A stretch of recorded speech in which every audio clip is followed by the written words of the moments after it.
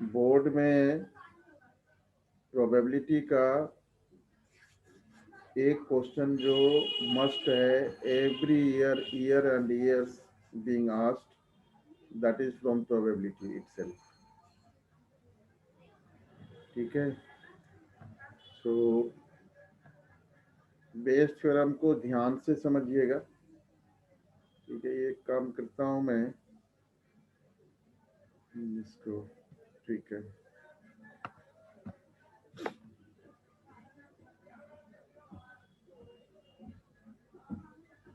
Exercise 13.3 निकालिए। उससे पहले इनफैक्ट कुछ चीजें डिस्कस करेंगे, बट आप लोग निकाल लो। ठीक है,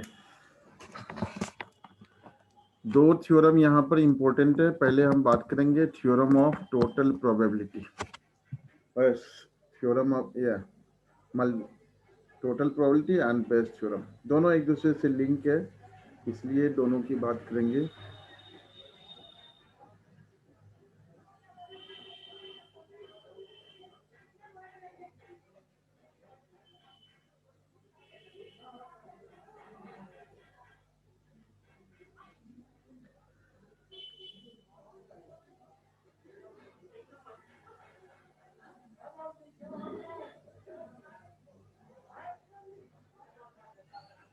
एक बच्चा और ज्वाइन करना था, अभी फिर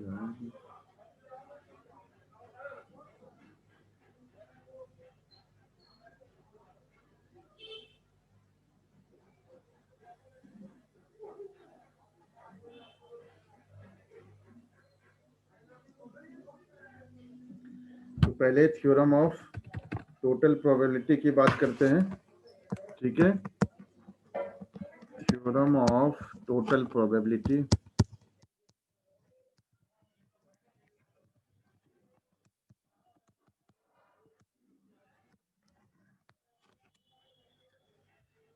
मान लो किसी सैंपल स्पेस S को हमने n partition E1, E2, E3, En इस तरह से पार्टीशन कर रखे। ठीक है, मतलब सैंपल स्पेस को हमने लिख रखा है E1 यूनियन ले लो, E2, E3 and so on, n partition हमने कर रखा है। ठीक है, अब एक कोई इवेंट है that is associated with this sample space. ठीक है, we are taking an event associated with sample space S, right? So and we are concerned to find the probability of this event, right? And this is conditional event. Conditional event कैसे है, क्योंकि पहले ही लिखा है कि an event associated with sample space S, sample space n partitions में है, तो दैट मीन्स जो ए इवेंट है वो कंडीशनल इवेंट है, मतलब probability of occurrence of event A while these events have been occurred। ठीक है, सो प्रोबेबिलिटी ऑफ ए निकालना है हमने। This will be probability of E1 into probability of A upon E1 plus probability of E2 into probability of A upon E2 and so on. अच्छा, मैं इसको याद कैसे करता हूँ, मैं याद कैसे रखता हूँ, मैं ऐसे याद रखता हूँ, ये P E1 कट गया तो सब जगह से PA बच गया, PA चाहिए हमें, तो मैं ऐसे याद रखता हूँ कि ये टोटल PA चाहिए, टोटल सम ऑफ PA चाहिए। मैं ऐसे इसको याद रखता हूँ। This is not the way to, this is not the rule, neither the technique, this is just to memorise the formula. PE1 into PA/E1, PE2 into PA/E2, और इस तरीके से PEN PA/EN। ठीक है, ये थ्योरम ऑफ टोटल प्रोबेबिलिटी हो गई। ठीक है, अब बात करते हैं बेस थ्योरम का, जो सबसे इंपॉर्टेंट है। Bayes theorem.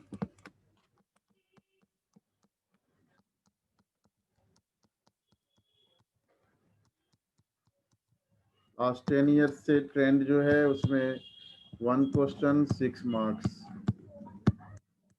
हर बार लगभग आए। 4 मार्क्स भी आए हैं कभी, लेकिन आए जरूर हैं 4 मार्क्स या 6 मार्क्स। ठीक है, लेकिन बहुत बार 6 मार्क्स का एक क्वेश्चन आया है। ठीक है, बेस थ्योरम क्या है? अगर मान लो E1 E2 EN N events है। अच्छा, नॉन एम्प्टी इवेंट्स की बात कर रहे हैं हम। यहाँ पर कोई भी इवेंट का जो सेट है वो फाई नहीं है, नल सेट नहीं है। ठीक है, सो E1 E2 EN इस तरह से हम एन इवेंट की अगर बात करें, ठीक है, एन इवेंट की बात कर रहे हैं which constitute a partition of sample space S, मतलब E1 E2 जो ऊपर में लिखा था इधर ना कि S सैंपल स्पेस है, और इसके पार्टीशंस हमने ले रखे हैं E1 से लेकर के EN तक। तो वही बात यहाँ भी कर रहा हूँ कि बेस थ्योरम में E1 से लेकर के EN तक ये दोबारा बता। Theorem of total probability as sample space है, उसका n पार्टीशंस कर रखे हैं हमने। मतलब इवेंट्स ऑफ n इवेंट्स को अगर हम जोड़ दें तो सैंपल स्पेस बनता है। कहने का मतलब ये हुआ कि सैंपल पॉइंट को हमने के पार्टीशंस कर रखे हैं, n पार्टीशंस कर रखे हैं, और एक इवेंट A है जो इस सैंपल स्पेस से एसोसिएटेड है, and we are concerned with to find the probability of event A। ठीक है, उसका फॉर्मूला ये होता है जो लिखा। मैं इसको ऐसे याद रखता हूँ, आप कैसे याद रखते हैं आप अपना फॉर्मूला बना सकते हैं। मैं ऐसे याद रखता हूँ कि ये थ्योरम ऑफ टोटल प्रोबेबिलिटी है, सो पी ए को कलेक्ट कर रहा हूँ।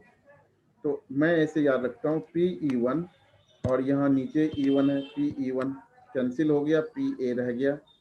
ये याद रखने का तरीका बता रहा हूँ। This is neither the rule nor the technique nor the formula to derive.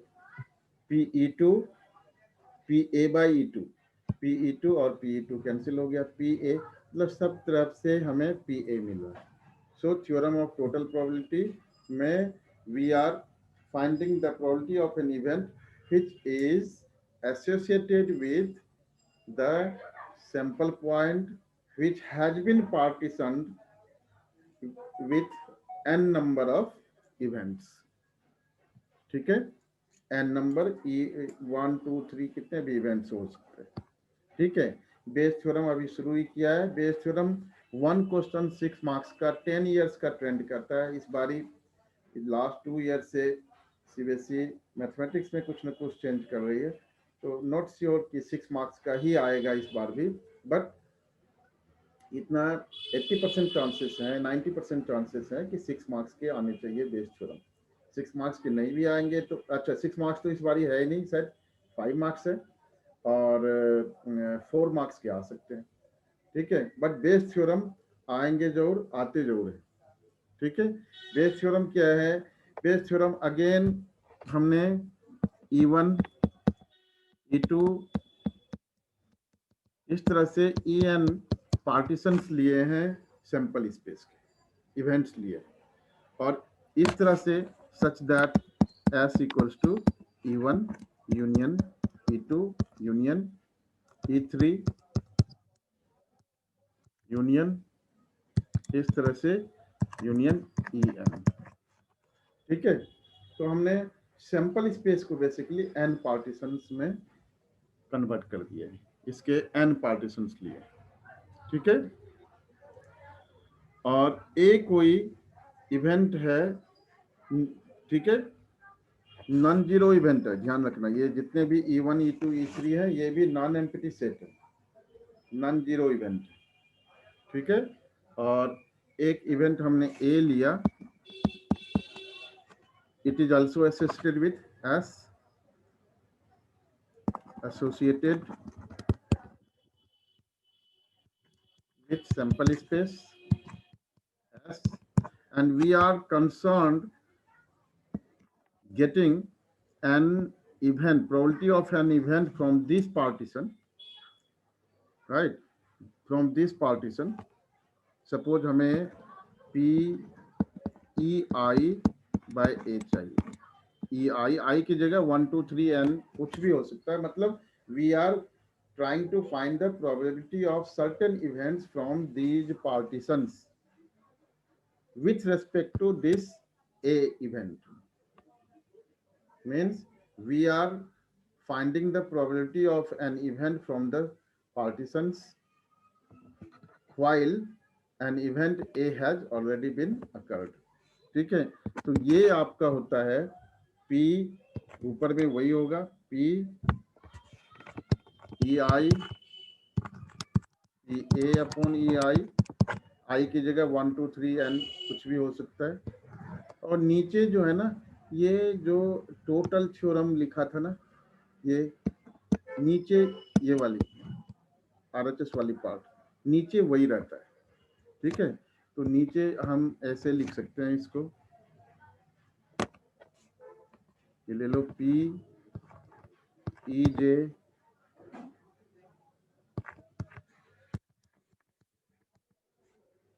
समझना ऐसे कॉम्प्लिकेटेड है, मैं दूसरे तरीके से अभी पर्टिकुलर एक एग्जांपल लेके समझाता हूँ। J equals to 1 to N लेना है हमने, ठीक है। J equals to 1 to N, sigma है, सिग्मा मतलब समेशन, ठीक है। ऐसे समझो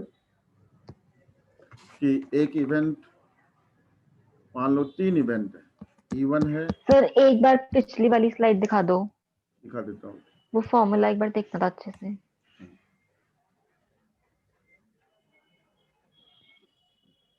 ओके सर, थैंक यू। ठीक है, मान लो E1 E2 E3 3 इवेंट है विथ रेस्पेक्ट टू, और उसके कंपैरिजन में एक इवेंट A है, ठीक है। तो A बाय E1 हम निकाल लेते हैं, P A बाय E1, ये P E1 हो गया, इधर P E2 हो गया और इधर P E3 हो गया, ठीक है। P A by E1, P A by E2, P A by E3 means probability of getting A while E1 has occurred, probability of getting A while E2 has occurred, and probability of A while E3 has occurred, ठीक है। और finally जो हमें probability चाहिए वो चाहिए, मान लो P E1 by A, मतलब probability of getting event E1 while A has occurred, ये चाहिए। सर यहाँ पे A क्या है? A कोई इवेंट है जो पार्टीशन से एसोसिएटेड है, ठीक है। मतलब इसी पार्टीशन से, S जो हमने पार्टीशन लिए हैं, इवेंट्स लिए हैं, A जो है, यस सर। ये A अलग इवेंट है जो इस सैंपल पॉइंट से एसोसिएटेड है, लेकिन इनमें से नहीं है। ये E1 से En तक जो इवेंट है उनमें से नहीं है, अलग इवेंट है जो सैंपल पॉइंट से एसोसिएटेड है, ठीक है। तो इसको हम लिखेंगे P E1 into P A by E1, नीचे फिर से वही लिख लो P E1 P A by E1 plus P E1, 3 event है, ये कॉलम वाइज तीनों मल्टीप्लाई होते, ये तीनों इस तरह से मल्टीप्लाई होते, ठीक है। P E1 बाय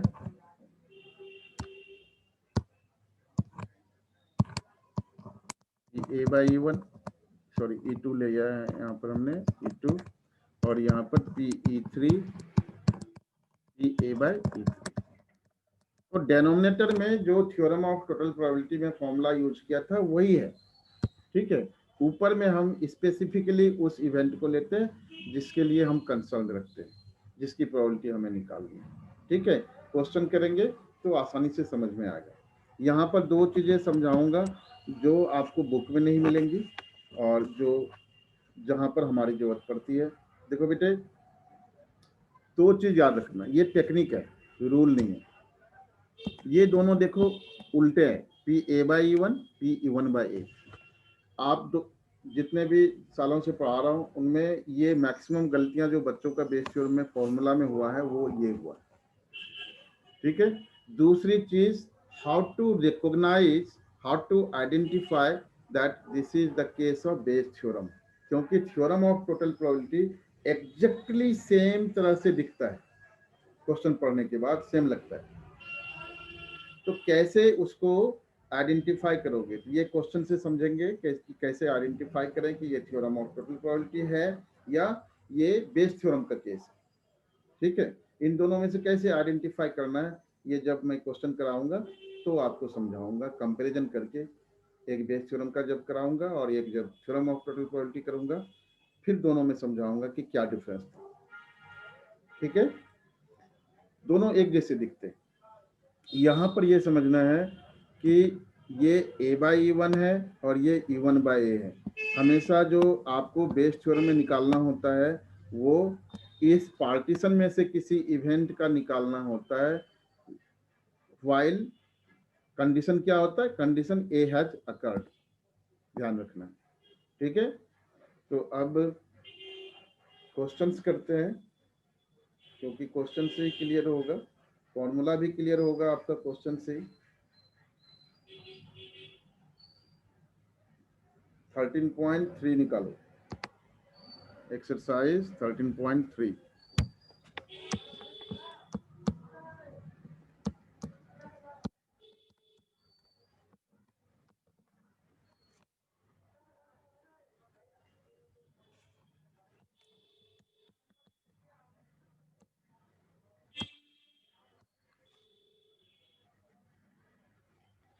पहला क्वेश्चन मैं पढ़ता हूँ।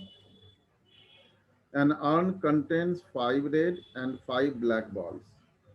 A ball is drawn at random, its color is noted and is returned to the urn. Moreover, 2 additional balls of the color drawn are put in the urn and then a ball is drawn at random. What is the probability that the second ball is red? क्या होता है, पहले पूरा event समझाता हूँ कि हो क्या रहा है। एक अर्न है, अर्न मतलब बैग है, बॉक्स है। अर्न इस तरह से कुछ बना होता है, जैसा कि आपने देखा होगा, जैसे गार्बेज बॉक्स बिन होता है वैसे ही होता है। तो मान लो ये एक अर्न है, इसमें 5 रेड और 5 ब्लैक बॉल्स हैं।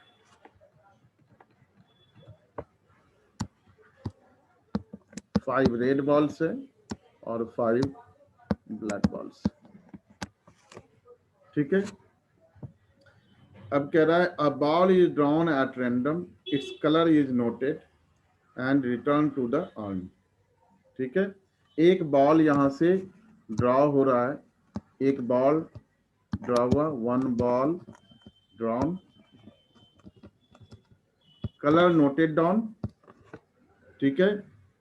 And return to the urn, और फिर ये जो है ना दोबारा से अर्न में डाल दिया।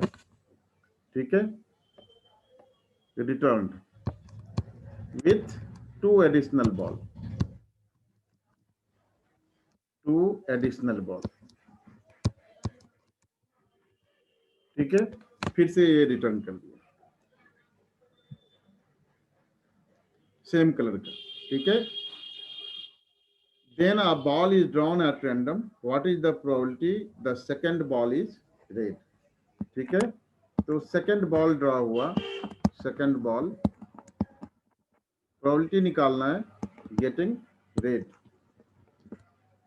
सेकंड बॉल रेड है, इसकी प्रोबेबिलिटी आपको निकालना है।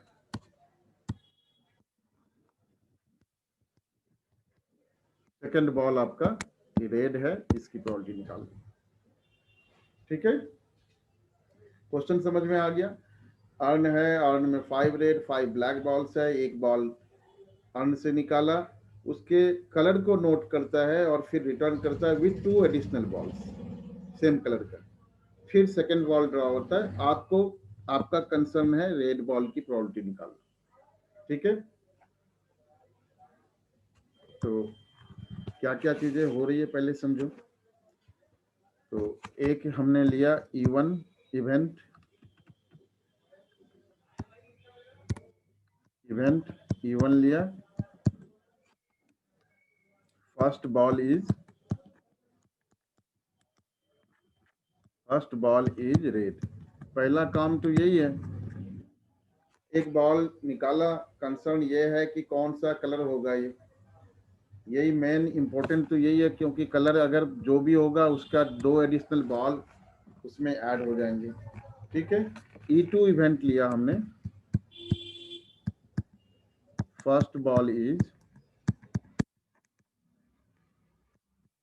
ब्लैक, और ए इवेंट लिया,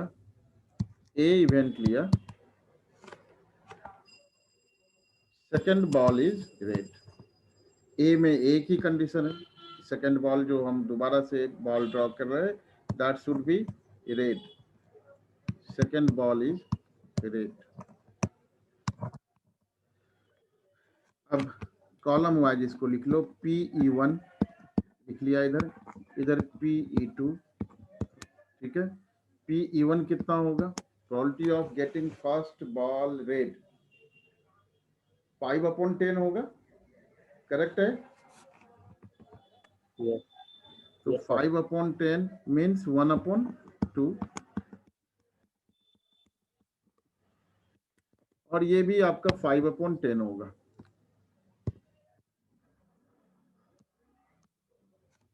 अगर ब्लैक निकलता है तब भी ये 5/10 which is 1/2। Now PA/E1, probability of getting second ball red if the first ball is red। तो अगर फर्स्ट बॉल रेड था तो अब जो रेड की का नंबर है वो कितना है, 7 है, और again we are getting the second ball red, जिसका हम प्रोबेबिलिटी निकालना चाहते हैं वो भी रेड है, तो उसकी प्रोबेबिलिटी कितनी होगी, 7/12 होगी, यही होगी ना, क्योंकि रेड बॉल कितना Yes, हो गया, sir. 7 हो गया, टोटल बॉल कितना है, 12 है। PA/E2,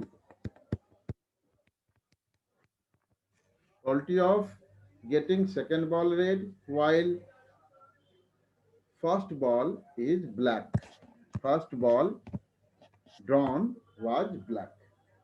तो ब्लैक अगर था तो ब्लैक की का नंबर हो गया 7, रेड का नंबर 5, लेकिन हमारा कंसर्न रेड से है, इसलिए रेड की प्रोबेबिलिटी 5/12। ठीक है, अब एक निकालना बार क्या दोबारा है, बता दो। ठीक, देखो हमारा कंसर्न है कि सेकंड बॉल रेड होना चाहिए और फर्स्ट बॉल, जबकि फर्स्ट बॉल E2 इवेंट लिया हमने, फर्स्ट बॉल इज ब्लैक।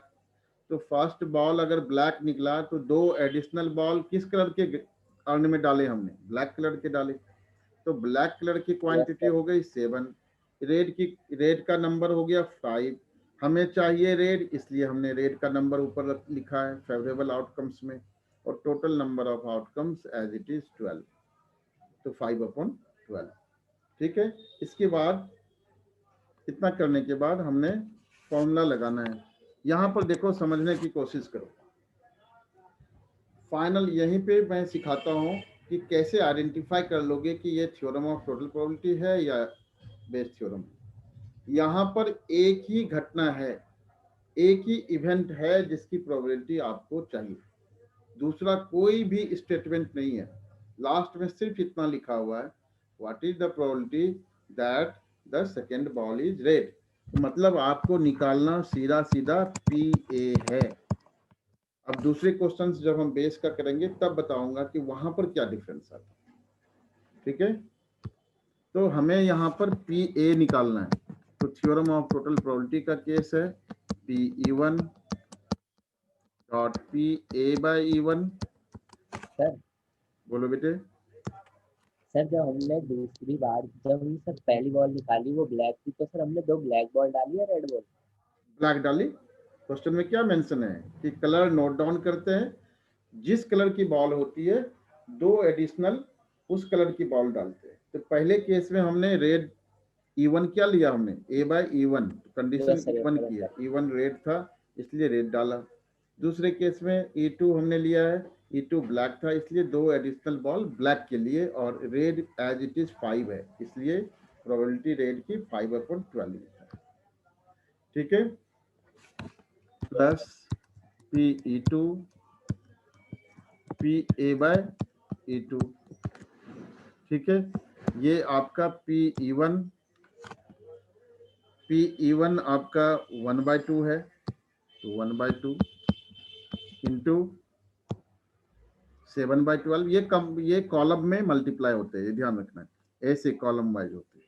ठीक है, मल्टीप्लाई करके ऐड करते हैं, 7/12 प्लस 1/2 इंटू 5/12। इन दोनों को सॉल्व करोगे तो 7 + 5 12/24 विच कम्स टू 1/2। आंसर मेरे को कंफर्म करो, तब तक थर्ड क्वेश्चन डिस्कस करेंगे हम लोग।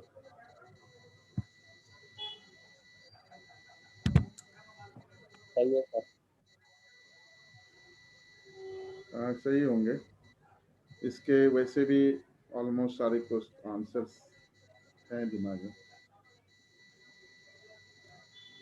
ठीक है, क्वेश्चन नंबर 4 कर रहे हैं हम। सब एक तरह के हैं, अभी एक के बाद लग रहा होगा कि जंप हो रहा है, जंप नहीं हो रहा, वो सब एक जैसे ही है, क्वेश्चन अलग नहीं है। चलो थर्ड भी कर लेते, फिर फोर्थ नहीं फिफ्थ कराऊंगा, लेकिन मैं फोर्थ कराना चाह रहा था। रीजन बीइंग फोर्थ जो है अधिक इम्पोर्टेंट है, कम से कम 4 से 5 बारी बोर्ड में पूछा हुआ है, CBSE में 2-3 बारी, और दूसरे बोर्ड्स में पता नहीं कितनी बारी पूछा हुआ है।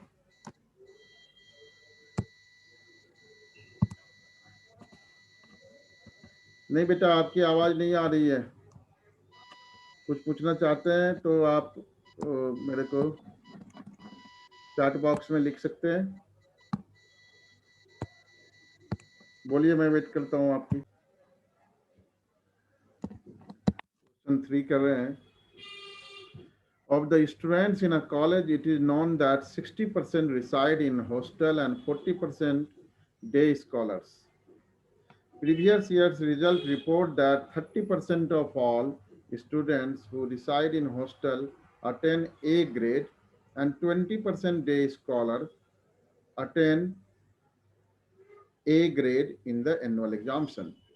At the end of the year, one student is chosen at random from the college and he has an A grade. What is the probability that student is a hostelier? ठीक है, सबसे पहला काम ये होता है कि आइडेंटिफाई करना कि ये बेस थ्योरम है या कंडीशनल प्रोबेबिलिटी है या इंडिपेंडेंट इवेंट है, इसको पहचानना। क्योंकि जब तक आप इसको नहीं पहचान पाते हो क्वेश्चन को, तो फिर गलत लगाओगे फॉर्मूला तो गलत ही आएगा आंसर, और वो एक लगेगा कि बिल्कुल सही कर रहे हो आप, मैच करता हुआ सारा चीज मिलता जाएगा आपको। ठीक है, तो देखो यहाँ पर लास्ट में आ जाओ, क्वेश्चन के लास्ट में 2 स्टेटमेंट है। पहला स्टेटमेंट है at the end of the year, last sentence read कर रहा हूं, उसी सेंटेंस को रीड करो। At the end of the year one student is chosen at random from the college and he has an A grade. What is the probability that the student is hosteller? तो 2 statement है, 2 चीजें है। पहला कह रहा है कि one student chosen from the college, he has an A grade, मतलब स्टूडेंट हैविंग ए ग्रेड, एक स्टेटमेंट है। What is the probability that the student is hosteller? तो यहाँ पर 2 चीजें हैं कि प्रोबेबिलिटी निकालनी है हॉस्टलियर है, और कंडीशन है कि उसका ए ग्रेड हो। तो यहाँ पर 2 स्टेटमेंट को जहां मिक्स करता हो वहां पर बेस थ्योरम हम अप्लाई करते हैं। ठीक है, तो पहले इवेंट ले लेते हैं हम। तो 2 इवेंट हम चूज करते हैं। Let E1 equals to student is hosteller. अच्छा, यहाँ पर ना थोड़े टेक्निक यूज कराता हूँ जिससे गलती नहीं होगी। मैं क्या करता हूँ, या मैं अपने बच्चे को हमेशा से यही सिखाता हूँ कि बेटे आपने जो चाहिए उसको E1 लो हमेशा। अच्छा, इससे कोई फर्क नहीं, आप U2 E2 भी ले सकते हैं, कुछ भी ले सकते हैं, आपकी मर्जी है, या E1 E2 को आप ABC भी ले सकते हैं, आपकी मर्जी है। बट टू अवॉइड एरर्स एक रूल बना के चलेंगे कि जहां गलती होने की पॉसिबिलिटी 0 कर दो एकदम बिल्कुल, ठीक है। तो हमें जो चाहिए उसको E1 कंसिडर करना है, सो दैट जब मैं फॉर्मूला लगाऊं तो हमें अधिक दिमाग ना लगाना पड़े कि ऊपर में क्या रखना है, ऊपर में नोमरेटर में क्या रखना है, ठीक है। तो हमें चाहिए हॉस्टलियर, तो हॉस्टलियर को E1 ले लो, स्टूडेंट इज हॉस्टलियर। E2 लिया हमने, student is a day scholar.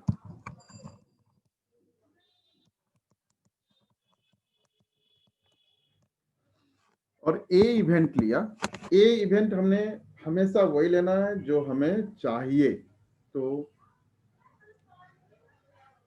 ए हमें ए ग्रेड के लिए chosen and it has A grade. A लिया, चाहिए तो हमें E1 चाहिए, E1 बाय ए चाहिए actually. A student having grade A, having A grade, ठीक है, ए ग्रेड मिला, ठीक है। अब ये चाहिए क्या, निकालना क्या है, इसको समझना जरूरी है। निकालना है हमें what is the probability that the student is hosteller. तो हॉस्टलियर मतलब E1 चाहिए हमें। हमें क्या निकालना है, हमें निकालना है E1 बाय ए। कंडीशन क्या है, what is the probability that student is a hosteller and it was chosen A grade, student selected is having A grade. तो हमें चाहिए P E1 बाय ए, ठीक है। पहले लिख लो सारा कुछ, प्रोबेबिलिटी ऑफ E1। सर हमें ये कैसे पता चला कि हमें चाहिए E1 बाय ए बाय E1? फिर से इसको बताऊंगा, अभी अभी फिर से बताऊंगा। P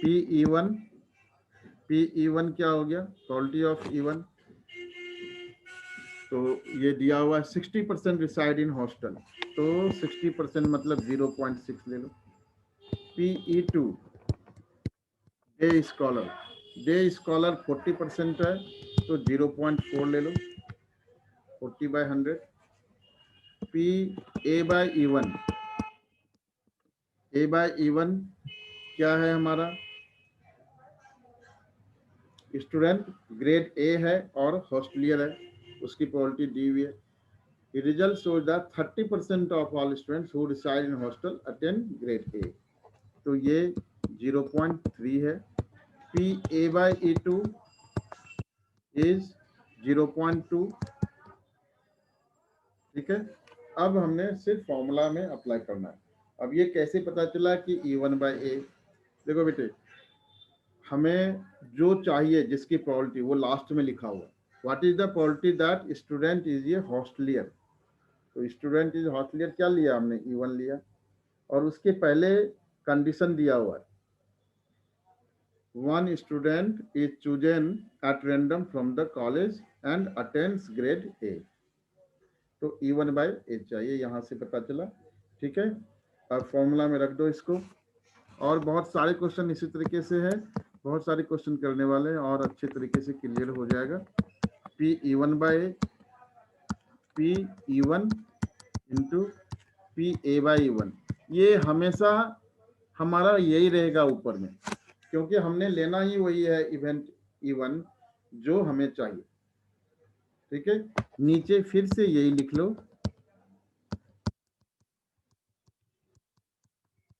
और प्लस 1 मिनट रह गए, जल्दी जल्दी इसको फिनिश करो। PE2 PA/E2, ठीक है। ये जल्दी जल्दी से इसको लिख करके खत्म करता हूँ मैं, फिर दोबारा ज्वाइन कर लेना। तो 0.6 इंटू 0.3, 0.6 इंटू 0.3 प्लस ये आपका 0.4 इंटू 0.2, 0.18 अपॉन 0.18 प्लस 0.08। तो ये देखो 12/13 या ऐसे कुछ आएगा, जल्दी से